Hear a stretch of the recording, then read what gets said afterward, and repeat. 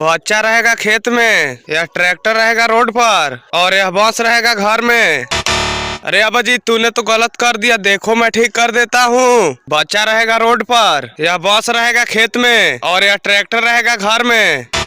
अरे तुम दोनों तो गलत कर दिया, देखो मैं ठीक कर देता हूँ। दोस्तों, हमारे तरह आप भी इंडिया से है तो वीडियो को लाइक करके चैनल को सब्सक्राइब कर लीजिए और कमेंट में लिखिए इंडियन। बच्चा रहेगा घर में, यह बॉस रहेगा रोड पर और यह ट्रैक्टर रहेगा खेत में।